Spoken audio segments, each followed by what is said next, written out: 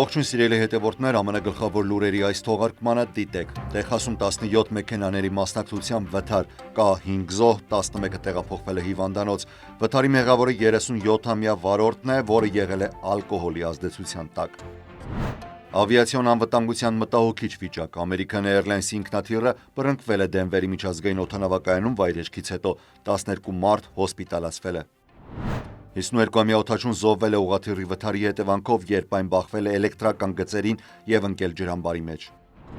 State Farm-ը պատրաստվում է 22%-ով բարձրացնել ապահովագրության գները։ Կալիֆոռնիայի կառավարությունը վերանայում է ընկերության դիմումը, որը հիմնավորում է անտառային հրդեհներից ստացված վնասներով։ Թրամփի վարչակազմի կտրուկ գործողությունները համալսարանների նկատմամբ 50-ից ավելի համալսարաններ ենթարկվում են հետաքննության ռասայական խտրականության մեղադրանքով։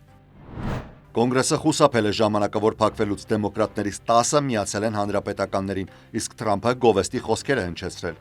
Այս և այլ լուրերի մանրամասները հաջորդ թիվ։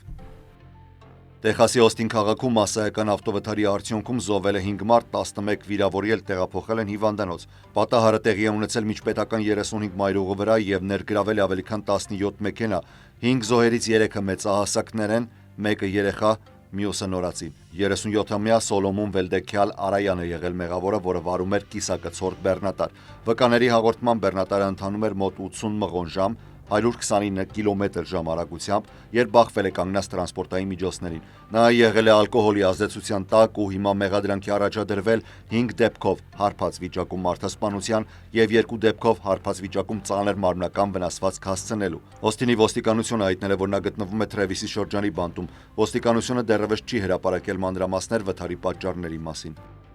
Հերթական ավիամիջադեպը և կրկին American Airlines-ի հետ ընկերության ինքնաթիռը բռնկվել է Դենվերի միջազգային օդանավակայանում վայրէջք կատարելուց հետո։ Պաշտոնյաների հաղորդմամբ 12 մարդ տեղափոխվել է հիվանդանոց։ Վերջին շրջանում գրանցվել են ավիացիոն պատահարների շարք, ինչը մտահոգություն է առաջացրել օդային փոխադրումների անվտանգության վերաբերյալ։ Օրինակ, փետրվարին Արիզոնա 2 փոքր ինքնաթիռներ բախվել էին օդում մոտակա օդանավակայանի տարածքում, ինչի հետևանքով մահացել էր 2 մարդ։ Փետրվար Ալյասկա փոքր կոմերցիոն ինքնաթիռը կործանվել է Արևմտյան Ալյասկայում, բոլոր 10 անձիկ զոհվել են։ Հունվարին Ֆիլադելֆիա բժշկական փոխադրումներ իրականացնող ինքնաթիռը ընկել էր բնակելի թաղամասում, զոհվել էր 6 անձ, որոնք ինքնաթիռում էին, և ևս մեկը մեքենայի մեջ։ Հունվար Վաշինգտոն American Airlines-ի ուղևորատար ինքնաթիռը բախվել է զինվորական ուղղաթիռի, որի հետևանքով էլ բոլոր ուղևորները և անձնակազմը մահացել են։ Սա խոշոր դեպքեր է, այս տարվա սկզբից գրանցվել են տասնյակ ավիամիջադեպեր, երբ բարեբախտաբար ամեն ինչ ավարտվել է առանց զոհերի։ Մինչև այս լուրը խմբագրում ենք Դաշնային ավիացիոն վարչությունից FAA-ից հերթական միջադեպի հաղորդումը ստացվեց։ Սաֆիլդ Թաունշիփում ուղղաթիռ է վթարվել։ Շվայցար 269C մոդելի ուղղաթիռի միակ ուղևորը 52-ամյա Էնթոնի Ջոնսոնն է, որը մահացել է։ Ուղղաթիռը ընկել է Մոգադոր ջրամբար, որը գտնվում է 43-րդ պետական մայրուղու մոտ։ Արտակարգ իրավիճակների արձագանքման խմբերը նավակներով հասել են վթարի վայր փրկարարական գործողություններ իրականացնելու։ Օդաչուի մարմինը հայտնաբերվել է և դուրս բերվել կարճ ժամանակ անց։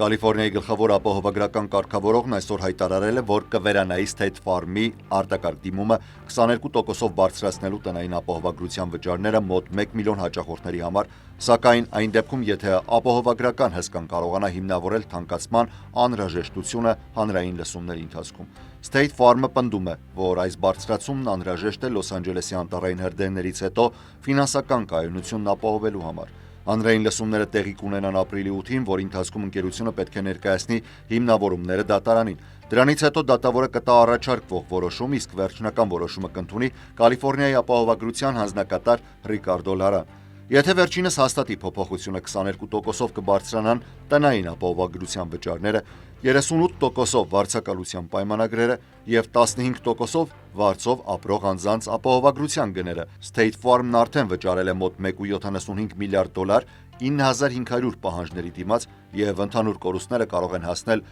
7 միլիարդ դոլարի։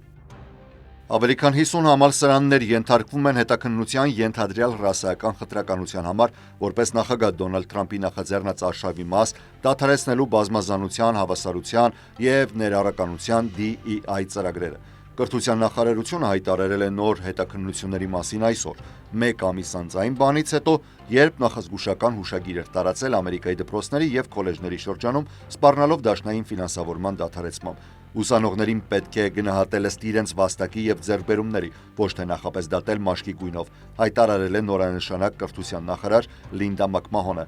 Մենք այս դիրքորոշումից չենք հրաժարվելու, հավելել է նա։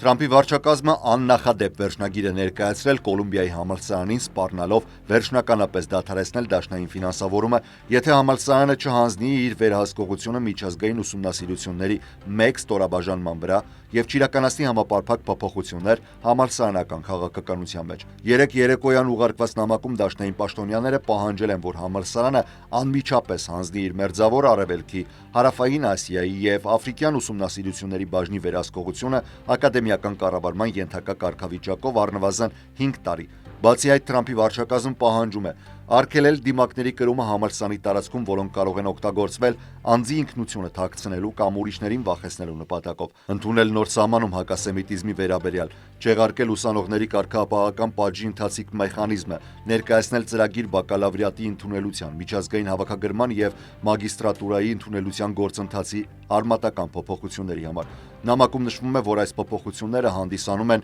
նախապայմաններ, որոնց բավարարումը անհրաժեշտ է, որպեսզի սկսվեն Կոլումբիայի համալսարանի և կառավարության միջև ֆինանսական կապերի վերանայման պաշտոնական բանակցությունները։ Կոլումբիայի համալսարանի դասական գրականության պրոֆեսոր Ջոզեֆ Հաուլին քննադատել է կառավարության պահանջները, հայտարարելով. «Այս պահանջների կեսը չես կարող իրականացնել, իսկ մյուս կեսը ուղղակի աբսուրդ է։ Եթե դաշնային կառավարությունը կարող է առանց հիմնավորման պահանջել, որ համալսարանները փակեն կամ վերակառուցեն իրենց բաժինները, ապա մենք այլևս համալսարաններ չենք ունենալու այս երկրում», հավելել է նա։ Ներկայացուցիչների պալատի մի խումբ հանրապետականներ ներկայացրել են օրինագիծ, որի նպատակն է արգելել չինացի ուսանողների ուսումը ամերիկյան բուհերում։ Այս քայլը նորագույն նախաձեռնություններից է, որով որոշ ամերիկացի օրենսդիրներ փորձում են սահմանափակել Չինաստանի ազդեցությունը ազգային անվտանգության մտահոգություններով։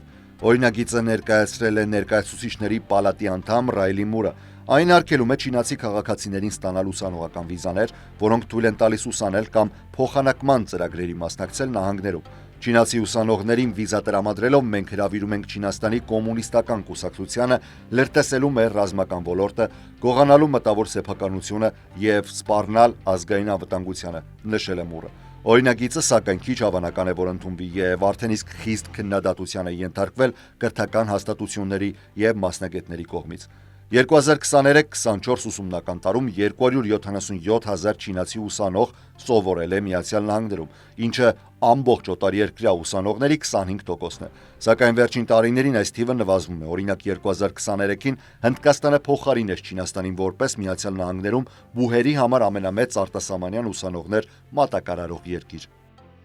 Թրամփի վարչակազմը որոշում է կայացրել հրաժարվել Այովայի և Օկլահոմայի դեմ ներկայացված դատական հայցերից, որոնք Բայդենի վարչակազմի արդարադատության նախարարությունը նախաձեռնել էր այդ նահանգների ներգաղթի սահմանափակող օրենքների դեմ։ Այս օրենքները թույլ են տալիս նահանգին և տեղական իշխանություններին ձերբակալել այն մարդկանց, ովքեր գտնվում են Միացյալ Նահանգներում ապօրինի և ունեն արտաքսման կարգադրություն կամ մուտքի մերժման նախորդ պատմություն։ Բայդենի վարչակազմը դիմել էր դատարան, պնդելով, որ նահանգների օրենքները հակասում են դաշնային ներգաղթային քաղաքականությանը, իսկ Թրամփի վերադարձից հետո վարչակազմը վերացրել է դատական հայցերը, ինչը նշանակում է, որ այս նահանգներն այժմ կարող են ինքնուրույն կիրառել իրենց ներգաղթի օրենքները։ Այժմ նրանք կարող են թույլ տալ տեղական ոստիկանությանը և իշխանություններին կատարել ձերբակալություններ ներգաղթյալների նկատմամբ։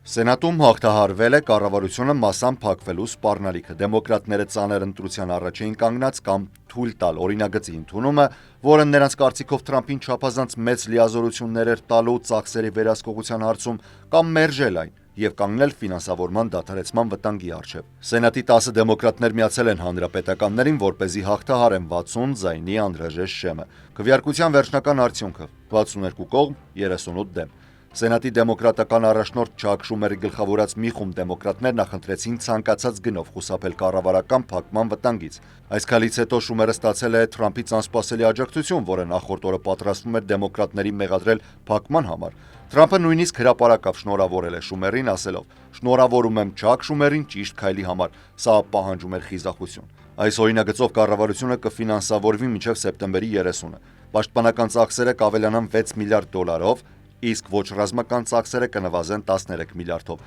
Բազմաթիվ ծրագրերի ֆինանսավորման վերահսկողությունը փոխանցվում է Թրամփի վարչակազմին։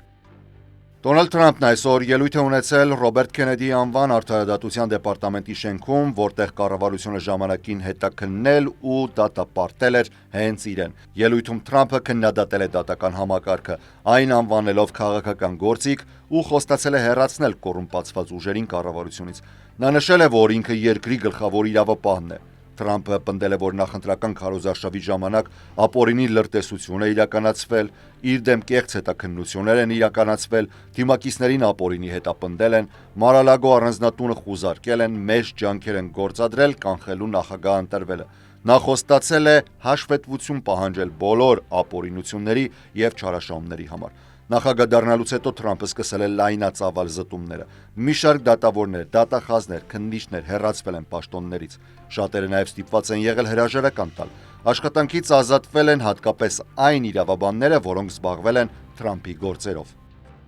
Փոխնախագահ Ջեյ Դի Վենսն այցելել է Միչիգանի պլաստիկի արտադրամաս, որտեղ նա քարոզել է Թրամփի վարչակազմի խոստացած արդյունաբերական վերածննդի գաղափարը։ Սակայն տնտեսական անհանգստությունները, այդ թվում սպառողների վստահության նվազումը եւ ֆինանսական շուկաների անկումը հակառակն են մատնանշում։ Վենսը ելույթ է ունեցել Bay City-ում, որը 19-րդ դարում հայտնի էր իր նավաշինական արդյունաբերությամբ, բայց այդ ոլորտները վաղուց փակվել են։ Նա նշել է, որ Թրամփի վարչակազմը վերսկսել է Ամերիկայի վերականգնումը եւ փորձելու է ավելացնել տեղական արտադրությունը։ Այնուամենայնիվ նա ընդունել է, որ արդյունաբերության վերածնունդը չի կարող արագ տեղի ունենալ հայտարարելով։ Սա հեշտ չէ եւ դա մեկ գիշերվա ընթացքում չի կատարվելու։ Փոխնախագահը, չնայած բիզնեսների մտահոգություններին, պաշտպանել է Թրամփի տնտեսական ազգային քաղաքականությունը, հայտարարելով. Եթե ուզում եք շահույթ ստանալ, արտադրեք Ամերիկայում, եթե ուզում եք տուժել, արտադրեք դրսում։ Այս խոսքերից հետո հավաքվածները սկսել են վանկարկել USA,